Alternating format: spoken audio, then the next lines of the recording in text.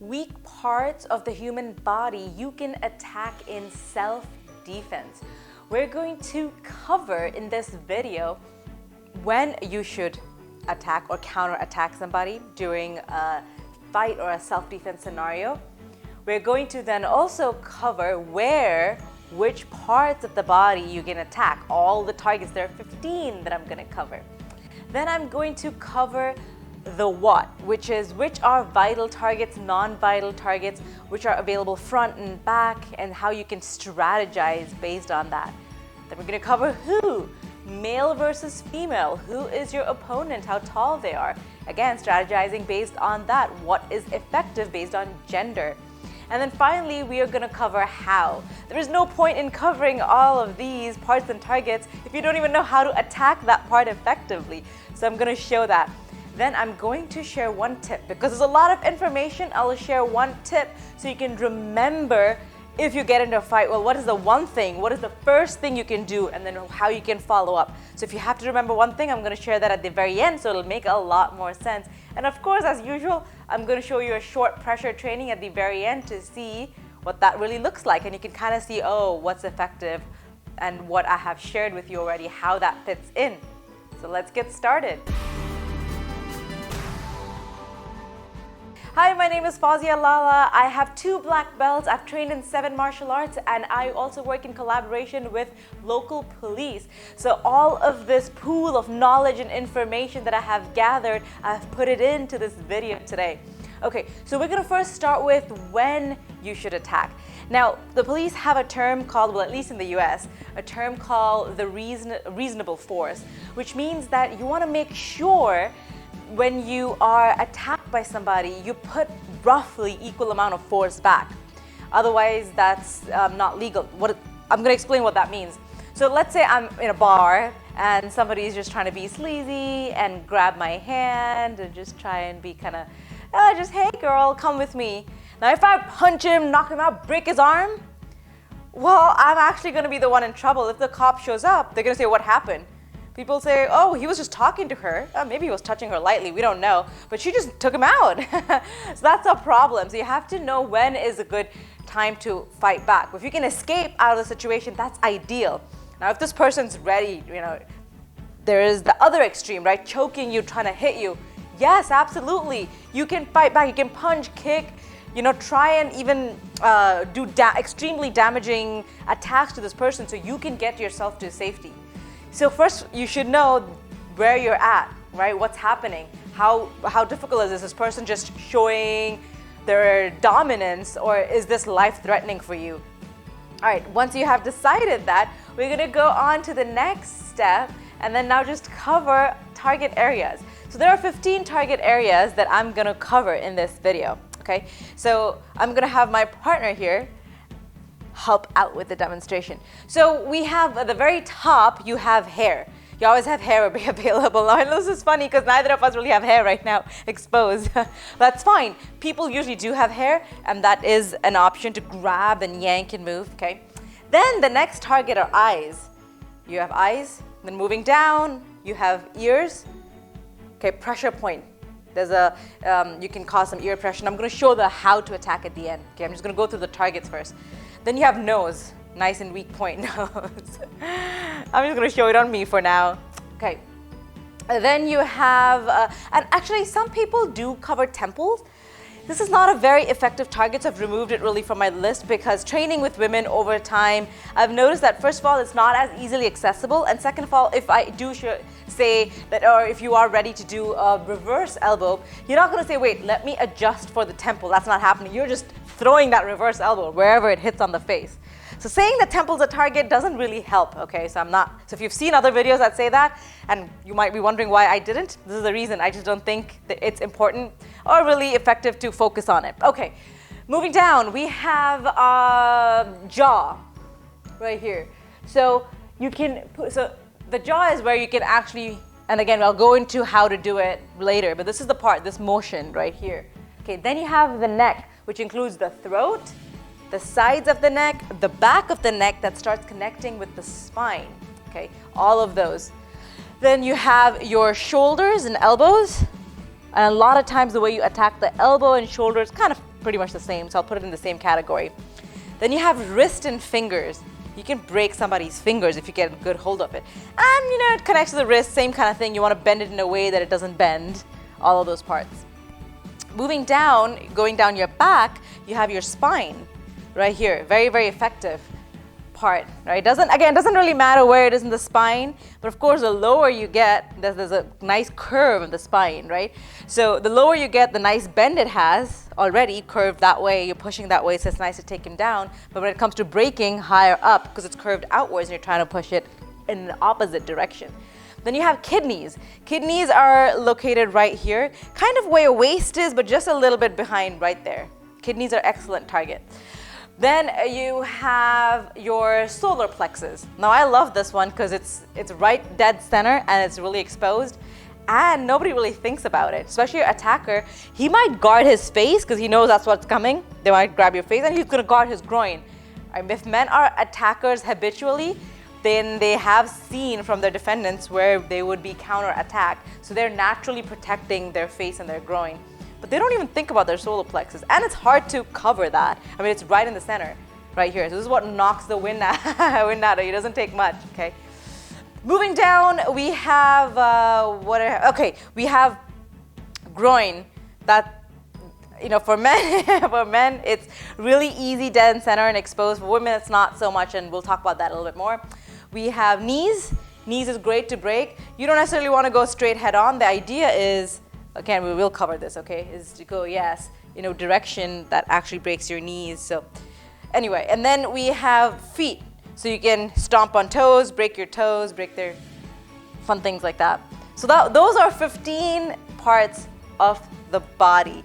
Now we're gonna start talking about the what. Okay, so what parts are vital, what are non-vital? Now what do I mean by this?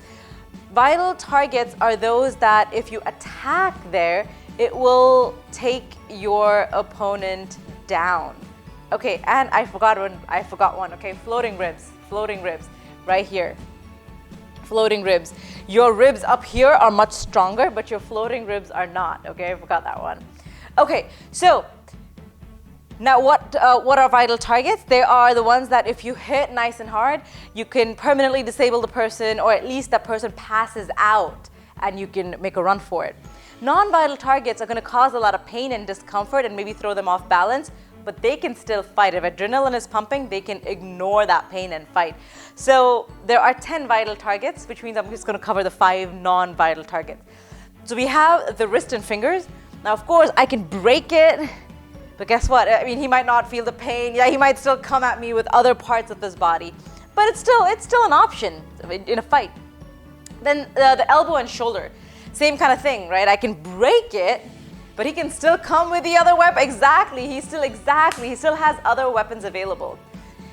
Those are the 2. Then we have your knee. Same kind of idea, right? Your knee. I mean, I can break it. It's going to cause a lot of pain. It might take one away. You can still hobble, come, grab. Arms are still available. Feet is the same kind of thing. If I stomp on your feet, well, you can still kind of come after me.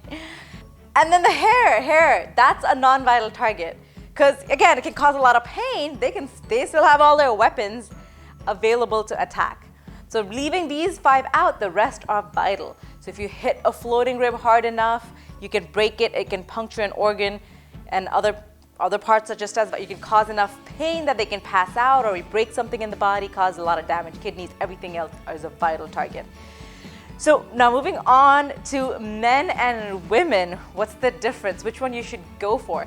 So the thing to think about a man's body is that it's a little inflexible. They have more muscle than fat. Women naturally have more fat than muscle. So that means that pressure points work really well. So if he lifted this arm and I actually grabbed him here and I squeezed, he would feel that a lot more and a lot faster than if you do that with a woman who has a lot more fat. So the nerve endings can slide through fat, but muscle prevents the nerve endings from going anywhere. Muscles are nice and stiff, so the nerve pushes into the muscle and they'll feel that pain. Same thing with fingers. Women typically have more flexible fingers. Men, not so much. Typically, okay? So that means it's so much easier to break a man's finger than it is to break a woman's finger. Now, groin, of course, is the obvious one. It's more accessible for in a man and not so much in a woman. So you can still attack a woman's groin. Now, I'll show that at the very end. But for men, that's what you want to think about. You want to think about pressure points, nerve endings, where these are, so you can grab and pinch, and that really hurts. And easy to break fingers, because they're not very flexible. And there's, of course, more things, but this is just something that it's easily accessible and you can do, okay? Now, for women, hair, because women tend to have longer hair than men in general, and it's easy to control once you dig your fingers in. You know, when I teach self-defense to my women, that's one of the hardest ones. I teach chokes and all sorts of stuff, and really hair grab's the hardest one for them to get out of. So it's the same thing, right? If you're defending yourself and you grab someone's hair, they're gonna have a hard time, especially when they don't have self-defense training and they're being the attacker, so that attacker is defending them. Anyway, so for a woman, hair is great. They also have breasts, which are very sensitive, so that's really kind of good to go at. And in general, women do have softer bones. So if you hit a man's shin, for example, it might not hurt him as much, but if you hit a woman on her shin, ooh, that's gonna hurt. That's really gonna hurt. And I'm speaking from personal experience. I sparred with a guy several years ago. It's been a long time. And we went shin to shin, right? Shin to shin. Like, yeah, he was trying to hit and I blocked. And oh man, that just hurts. Tapping just hurts right there. So I shattered my shins. And he had no injuries at all. He didn't feel any pain. I was out of commission for 6 months, and I had to do physical therapy for a year and a half, and it took 2 years. I had to do rolfing, a whole bunch of things, and it took me a long time to heal. So that was real life proof for me. You know, women have softer bones, so it's easier to hit. So if you really wanted to protect yourself from another woman, think of that: hair, and then shins. Of course, there's always breasts too. Of course, there's always more. Those are just great to keep in mind. Okay, moving on. We're going to talk about the how. How are you going to attack? Okay, so I'm going to start from the very top. Hair, it's very simple, right? You just grab, and it's the controlled pulling, that's the easy part. Okay, the eyes, I mean, this everybody teaches this, and in fact, I heard from Seattle PD that when they interviewed their women, long story short was that women in general don't eye gouge. Even when they're being attacked, our natural instinct is to escape. Even when we do have some training, we're like, oh, I saw them supposed to gouge this person's eyes. We still don't do it. In a realistic scenario, while somebody's like trying to snatch your purse or whatever, we still don't gouge eyes. But hey, if you have the ability to and you think you can, go ahead. Gouging eyes is just like that. Using these fingers or whatever. You know, don't think about specificity here. Just go for it. Dig your claws in the eyes. The nose, okay? Nose, you want to hit with a palm heel. And it's not necessarily straight on. That's not going to do much. The way to break a nose is to go up at an angle, which is not going to be difficult at all. It's fairly easy. If you're shorter and the person's taller, then you automatically have that angle. That's for the nose. Ears, it's pressure. If you just do this to yourself, you'll feel a little discomfort. So what you're doing is, yeah, I'm gonna go this side, yes, cupping your hands a little bit, or even if you don't, doesn't matter, it'll still hurt. Go on the ear, boom. Same thing the other side, boom, right here. Very, very effective. It'll knock them off balance, it can make them dizzy, even pass out sometimes, really depends on the person. Throat, now here you can punch, okay? Throat is great to punch.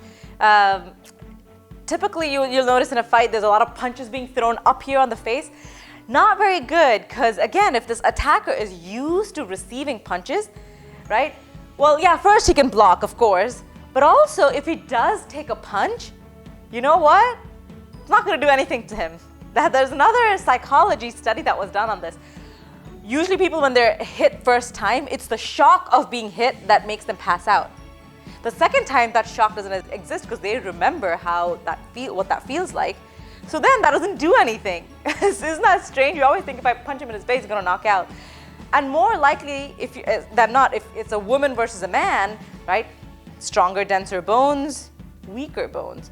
you're going to have a ligament tear, you're going to be out of a weapon, you're going to be in a lot of pain. And again, maybe adrenaline is pumping, pain won't matter as much, and you can still use your weapon, but it'll still become less effective if you've damaged it. And you don't want to take that away. If you really have to throw a punch, don't think of the fisticuffs that you see online. Really think of going straight in to the neck and straight into solar plexus.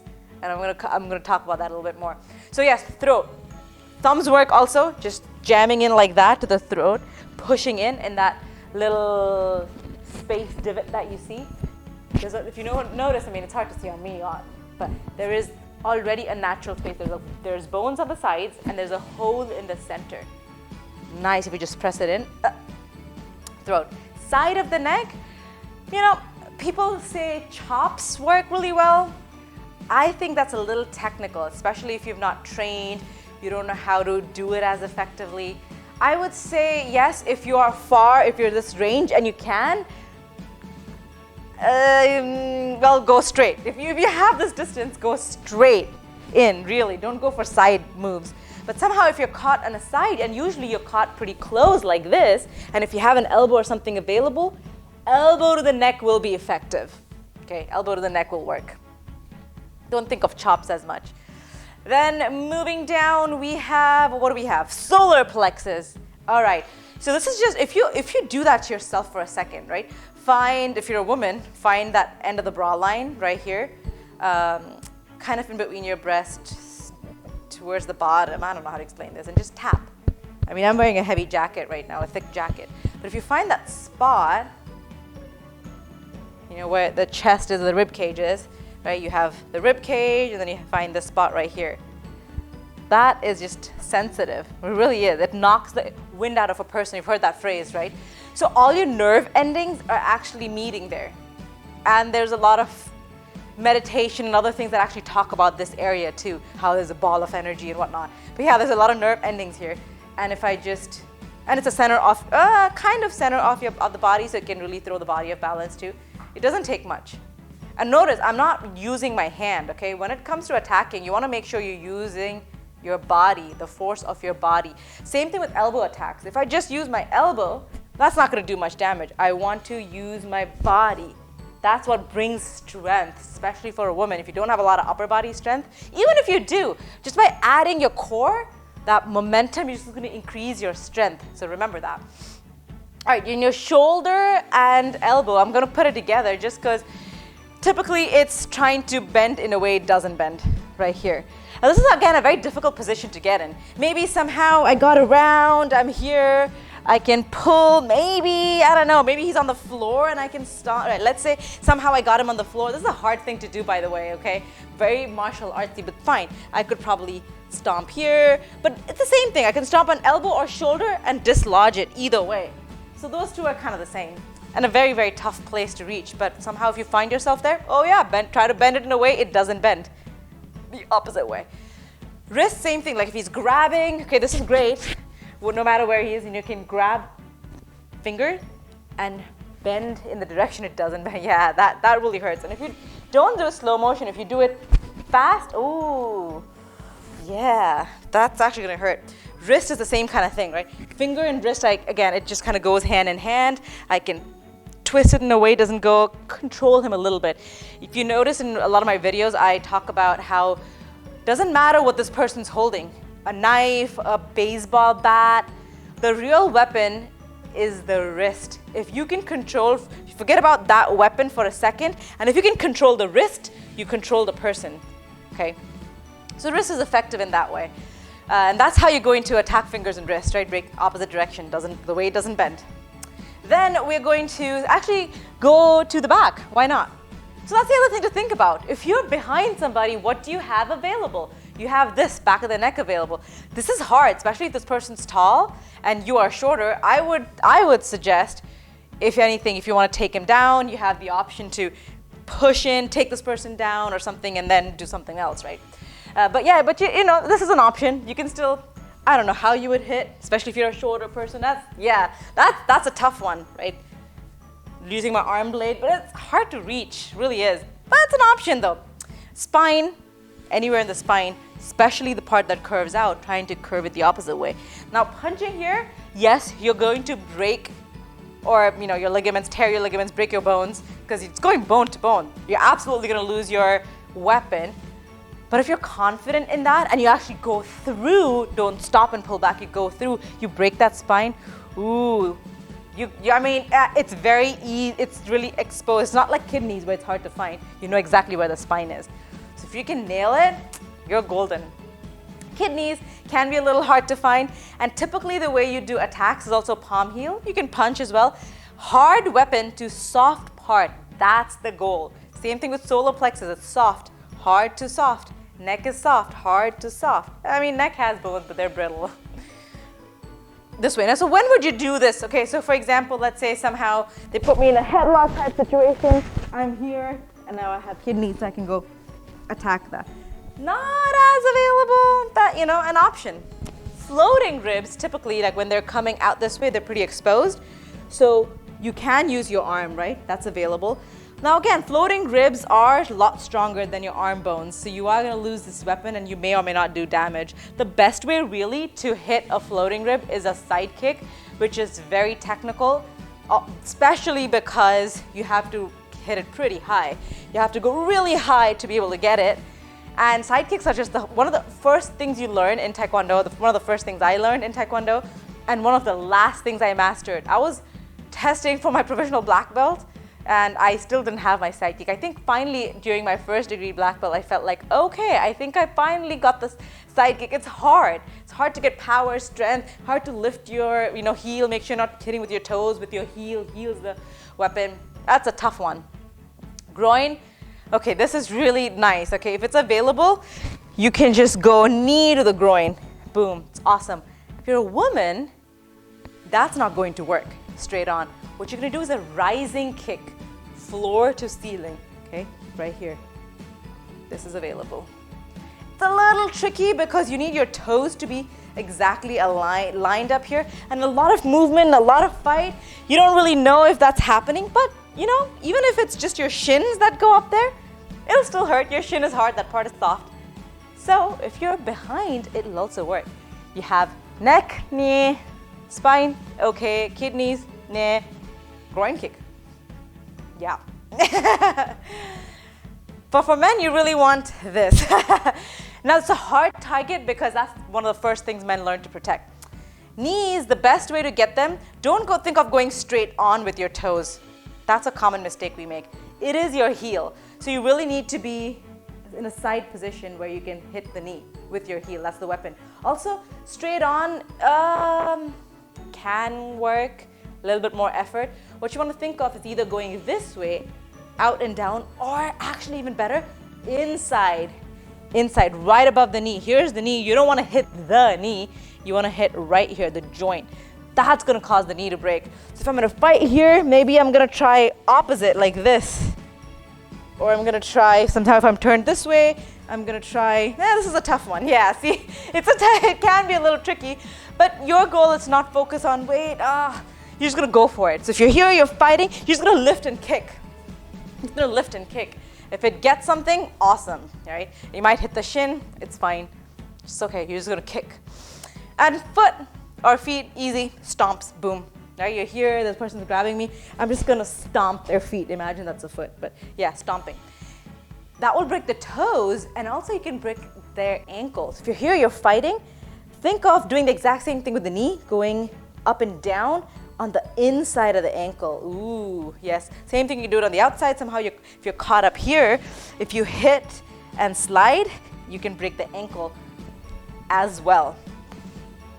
So those are all the parts. I believe I covered everything in this video and how to attack. So that's a lot of information. Remember I told you I'll give you a tip to remember. So here's one thing to remember, and I've just gathered this information from, again, this pool that I have, right? Police, domestic violence, mostly this comes from domestic violence type situations.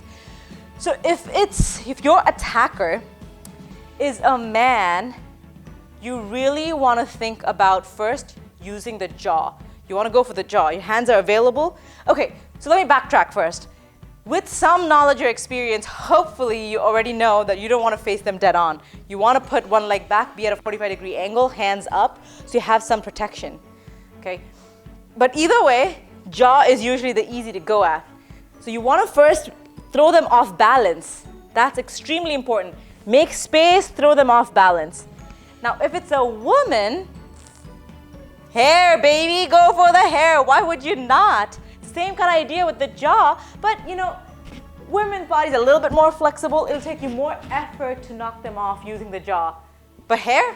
Oh man, it's hard on men because they don't have long enough hair, but women it's a lot easier. So if it's a woman, to create space, you're definitely going to go for the hair first, and man, jaw. So how will you remember this? Think of it as, this is my way. You can find your own mnemonic or however to remember this. The way I remember it is, women love their hair. They love to show off their hair. The beauty, it's part of their beauty, right? So women, hair, you can connect that. And a man, you know, square jaw is part of their manliness, or a beard that grows on a jaw is part of their manliness. So you can remember, oh, man and jaw. Right, now what do you do next if you really want to think about, oh man, I need more. Space is not enough. Okay, for a man, really, first when I go jaw, I'm just going to go straight in. Okay, straight in, solar plexus. And if that's not going to do it, which maybe it won't, just throw a kick, boom. I'm going to pull my toes back so I make sure I hit with my heel. I don't care where it lands. I'm going to call it a knee kick, but I really don't care and I don't have the time and it's going to be so fast and I'm just going to boom. Pull my toes back, use my heels, wherever it lands. Good. For a woman, once I've created that space, do you know what I'm going to do?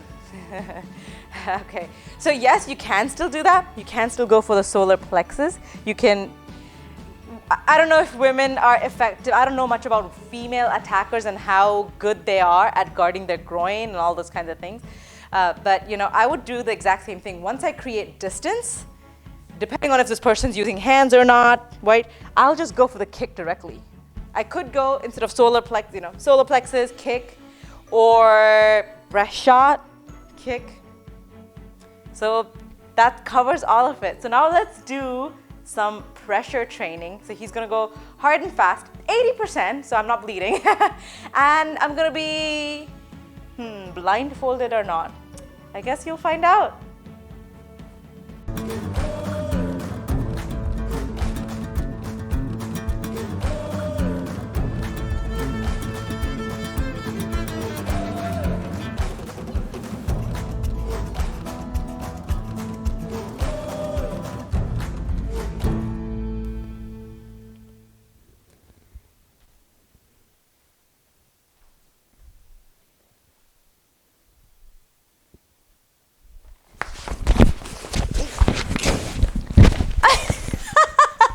Okay. Yeah, I'm fine. Thank you, Mom.